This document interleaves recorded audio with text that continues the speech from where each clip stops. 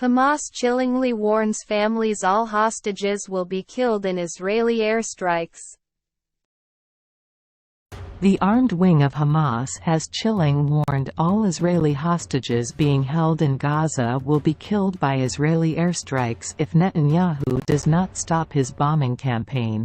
Al-Qassam Brigades has posted a chilling picture online claiming that all Israeli captives will be killed by the Israeli strikes if Netanyahu does not stop the bombardment of Gaza. On the encrypted messaging app Telegram, Al-Qassam posted a picture with words indicating that families of hostages in Gaza Strip should be prepared to hear news of all hostages being killed in Israeli airstrikes if Prime Minister Netanyahu goes on with his war. The picture shows a large group of people sitting in a dark room in front of a screen, emblazoned with words. Reportedly they state that, if the bombing continues, you may hear the news. #BREAKING.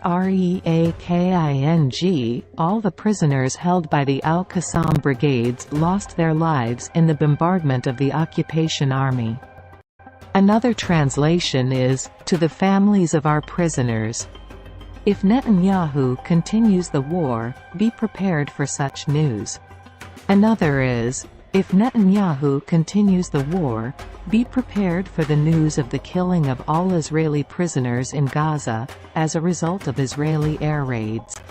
It comes as Israel continues to pursue its military offensive against the Palestinian enclave, and 2 women and a man were killed early Saturday in what witnesses said was an Israeli airstrike on a home in the southernmost part of Gaza.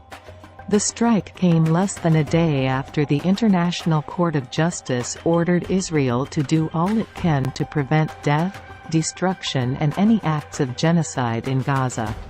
As part of its binding ruling, the top United Nations court asked Israel for a compliance report in a month, meaning the military's conduct will be under increasing scrutiny. The court stopped short of ordering a ceasefire, but the orders its judges issued were in part a stinging rebuke of the army's conduct so far in Israel's nearly 4-month-long war against Gaza's Hamas rulers. Friday's decision came in a case brought by South Africa, which alleged Israel is committing genocide against the Palestinian territory's people, a charge Israel vehemently denies. The war has killed more than 26,000 Palestinians, according to local health officials, destroyed vast swaths of Gaza and displaced nearly 85% of a population of 2.3 million people. It was triggered by an unprecedented Hamas attack on southern Israel on October 7, in which militants killed about 1,200 people, mostly civilians, and took about 250 hostages. The overall Palestinian death toll in the war rose to 26,257 as of Saturday, with 174 deaths over the past day, the health ministry in Gaza said. The ministry does not distinguish between combatants and civilians in its count, but has said about 2/3 are women and children. It said the total number of wounded surpassed 64,000. Israel holds Hamas responsible for civilian casualties, saying the militants embed themselves in buildings used by civilians. Israel says its air and ground offensive in Gaza has killed more than 9,000 militants. Bilal al-Saksik, who lost his wife, a son and a daughter in Saturday's strike in Rafah, a town on Gaza's border with Egypt, said the decision by the World Court meant little since it did not stop the war. No one can speak in front of them, Israel.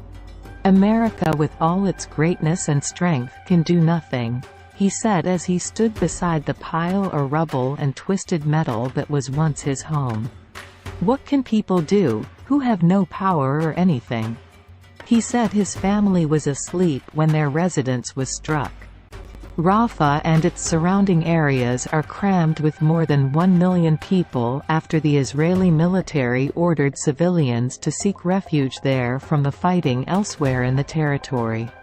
Despite those orders, the designated evacuation areas have repeatedly come under airstrikes, with Israel saying it would go after militants as needed.